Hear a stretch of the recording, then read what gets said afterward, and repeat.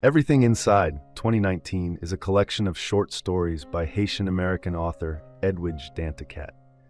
Comprising 8 stories, the collection primarily explores the lives of Haitian people across the Caribbean, united by themes of loss and the search for identity.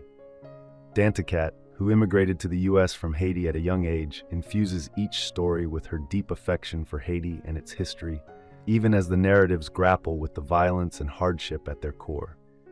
The stories delve into subjects such as the trauma of immigration, the enduring legacy of political violence in Haiti, and the quest for cultural identity. Each of the 8 stories originally appeared in journals and magazines, including The Caribbean Writer, The Yorker, Granta, and The Washington Post magazine. The collection opens with Dosas, in which Elsie, a Haitian American nurse's assistant, receives a call from her ex-husband Blaise. He informs her that Olivia, his new girlfriend, who was once Elsie's best friend, has been kidnapped in Haiti, and the kidnappers are demanding a $50,000 ransom. As Elsie reflects on their past, she wonders when Olivia and Blaise's affair began. She sends $5,000, nearly all her savings, to help, only for Blaise to later tell her that the kidnappers killed Olivia after receiving the money. Grieving, Elsie visits the club where they all once met, only to learn from the club owner that Olivia is alive and that she and Blaise had scammed him as well. Elsie gets drunk and the club owner takes her home, where they have sex. In the old days, the narrator Nadia receives a call from her father's wife, telling her that her father is dying and wishes to see her. Nadia was raised by her mother, who had claimed that her father abandoned them before she was born. Nadia flies to Miami, but instead of taking her to see her father, his wife recounts their life in Haiti and explains Haitian traditions surrounding birth and death. When Nadia finally sees her father, he has passed away. His wife reveals she had waited until after his death was confirmed to allow Nadia a final goodbye. The Port-au-Prince marriage special follows an unnamed narrator who runs a hotel in Haiti with her husband, Xavier. The couple's nanny, Melisande, reveals that she has been diagnosed with AIDS. The narrator fears for her son's health and offers to help Melisande get medical care. Although Melisande initially improves under a doctor's care, they later discover that the first doctor had been giving her placebo pills. Melisande's health quickly declines, and she shows the narrator a cheap ring from a man who has since disappeared.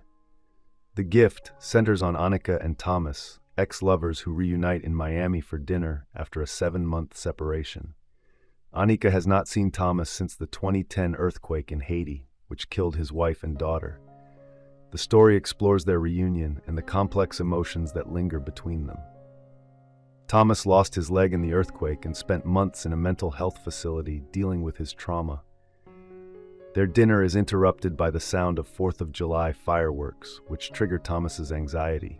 The two return to Annika's apartment, where she gives him the titular gift, a drawing of his deceased wife and daughter as birds.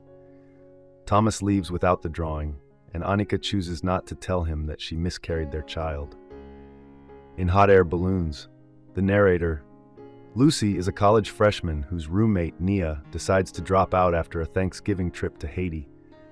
Nia's father, a professor at the university, asks Lucy to visit Nia at the Haitian nonprofit where she works, hoping Lucy can convince Nia to return to school. Nia confides that her time in Haiti was more difficult than expected, and that school now feels meaningless. She tells Lucy about a tattoo she got to commemorate the trip but refuses to show it. Lucy leaves, unsure if she'll see Nia again. That night, Nia returns to their dorm, announcing her decision to stay in school. As Nia sleeps, Lucy lifts her shirt to see the tattoo up close. Sunrise, sunset alternates between the perspectives of Carol, a Haitian woman with dementia, and her daughter Jean, who is struggling with postpartum depression.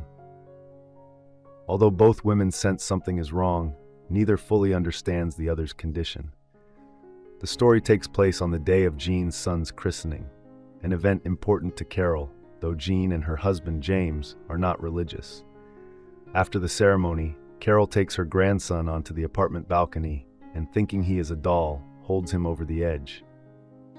After a tense few minutes, Jean and James manage to retrieve the baby, and Carol is sent for psychiatric evaluation. both women realize that their lives will be forever changed.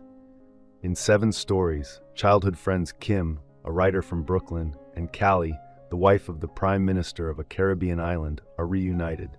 Kim and Callie met when they were 7, just before Callie and her mother fled the island after Callie's father, the Prime Minister, was assassinated.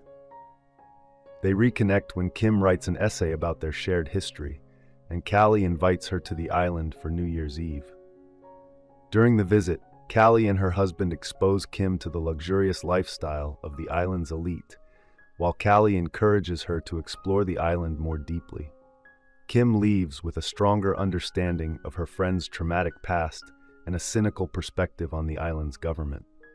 The final story, Without Inspection, depicts the death of Arnold, a Haitian immigrant who falls 600 feet from construction scaffolding into a cement mixer. As he falls, Arnold reflects on his son, Paris, and his partner, Darlene, and the journey that brought them together. Arnold was brought to America from Haiti by a captain who abandoned him and 13 others at sea. When he arrived on shore, Darlene hid him from the police and took him to a shelter. Darlene and Paris also fled similar circumstances, and Paris's father was lost at sea. As Arnold dies in the cement mixer, he imagines saying goodbye to his family and guiding Darlene back to the beach to rescue more immigrants. I hope you enjoyed this video. Leave a like if you did, and be sure to subscribe. Thank you.